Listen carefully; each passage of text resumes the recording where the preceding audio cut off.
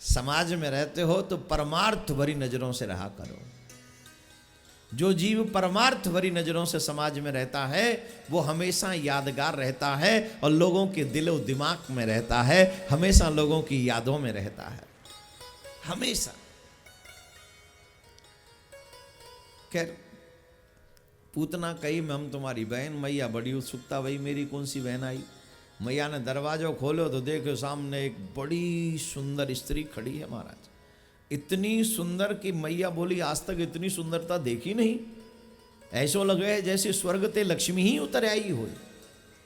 आजकल तो सुंदर ना भी हो तो जबरदस्ती पाउडर क्रीम लगा लगा के, जो यहां बैठी है मैं उनसे नहीं कह रहा हूं, आप तो ऑलरेडी हो जबरदस्ती लगाते हैं, पर लगाना चाहिए, ठीक है, थोड़ा थोड़ा लगाना चाहिए। कई तो इतना लगा लेते हैं कि असल पहचान नहीं सकते बिना मेकअप के। वो बड़ा खतरनाक होता है। बोल फलाना फोटो तो ऐसा था, अरे वो पूछो ही मत। राधे राधे बोलना पड़ेगा, जोर से बोलना पड़ेगा। तो मैया यशोदा बोली इतनी सुंदर। मैया को बड़ो संदेह भयो, और संदेह का बात तो सही है कि आज तक तो ऐसी बहन हमने देखी नहीं। हमारी बहन होती तो हमें तो पता चलती। मैया कह रही है माई न जाई मैंने गोदी न खिलाई, तू मेरी बहन कहाँ ते आई। मेरी मैया ने तो को जन्म नहीं दियो, मैंने तू अपनी गोद में नहीं खिलाई, तू मेरी बहन कहाँ ते लगे। तब कह रही तू मामा की मैं फूफी की, याते लगे दोनों बहन बहन। तू मेरे मामा की छोरी है, मैं तेरी बुआ की हूँ, याते दोनों बहन बहन लगे। अब मैया यशोदा बोली तो अच्छा तू मेरे बुआ की छोरी है। बोले हाँ। तो एक बात बता, जब मेरा ब्याह भयो तो तू क्यों ना आई। कबहू न मिले, कबहू न मिले आपस में, ब्याह और महोत्सवन में तो मिले ही हैं। तो जब मेरो ब्याह भयो जब कहाँ गई तू। अरे बोले बहन कछु पूछे ही मत, तेरो भयो ब्याह मेरो भयो गोनो, माए पठा दई सासुरे। जा समय तेरो ब्याह भयो मेरो गोनो भयो, मैया ने ससुराल भेज दई। गोनो समझ गए? बंगाल में होता है गोना? नहीं होता है। गौना होता था पहले, छोटी उम्र में शादी कर देते थे, लेकिन दुल्हन को भेजते नहीं थे, दुल्हन को मायके में ही रखते थे।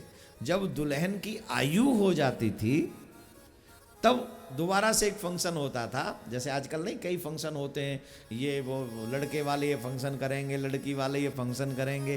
फंक्शन कम करेंगे, दिखावा ज़्यादा करेंगे। शादी में ही बता देंगे कौन कितना बड़ा है, लड़की वाला बड़ा है कि लड़के वाला। जिसका फंक्शन बड़ा है उसी को समझ लो महाराज यही इसी में दम है।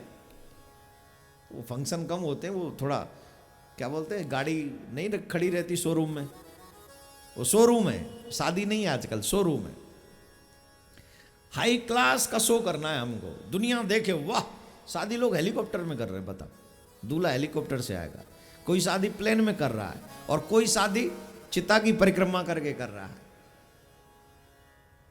नया करना चाहिए, को जो हो जाए नया करो। अब धरती पे हवन होता है, अब वहाँ प्लेन में हवन लगा दिया तो कैसे काम चलेगा, कैसे शादी करो, फेरे कैसे लोगे। वहाँ तो महाराज वो कहते हैं स्मोक नहीं करना है? और वहाँ अगर फेरे ले लिए हवन में आग लगा के, मतलब हवन किया और फिर 7 फेरे अग्नि के लिए, तो कैसे लेंगे बताना। वही गोविंदाय नमो नमः। नया करो लेकिन शास्त्र विरुद्ध कुछ भी नया मत करो, इतना जरूरी याद रखो। कुछ जो मन करे सो करो, लेकिन पहले शास्त्रों के विचार समझ लो कि है कि नहीं,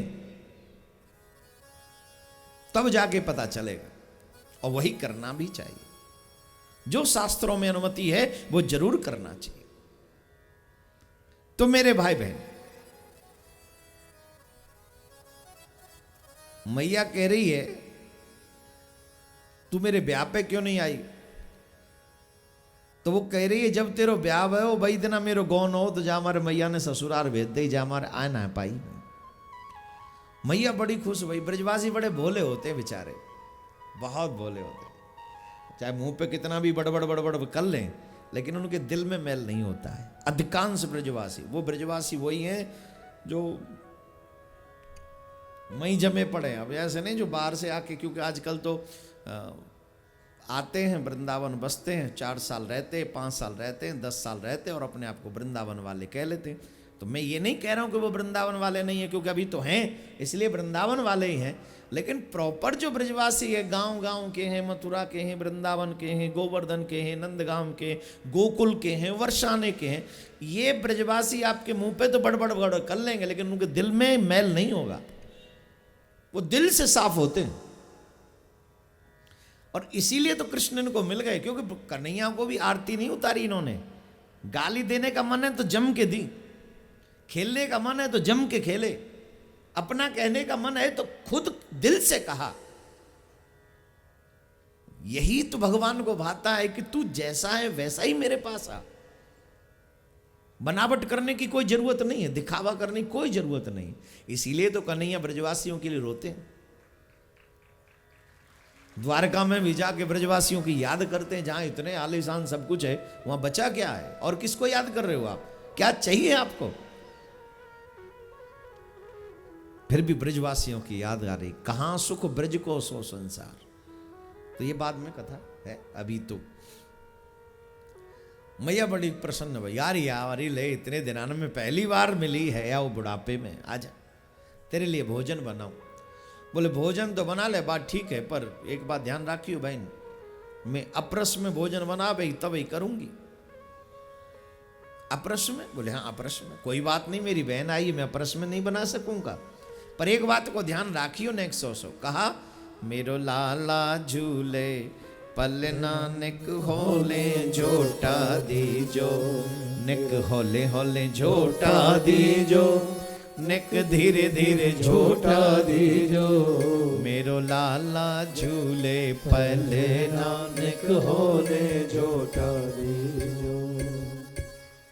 मेरो लाला पलना में झूल रहे हो, हौले हौले झोटा दियो, कहूँ जोड़ते दे तो लाला जग जावे, को सोए हो अभी अभी सुबह। बोले तू चिंता ही मत करे, ऐसो सुबाऊंगी मैं, तो कोई परेशानी नहीं होगी। पूतना यशोदा मैया को जानते ही, जैसे यशोदा मैया जमुना स्नान करने के लिए गई, पूतना कन्हैया के पलना के पास में पहुंची। और जब कन्हैया के पलना के पास में पहुंची तो भयंकर रूप बना लिया।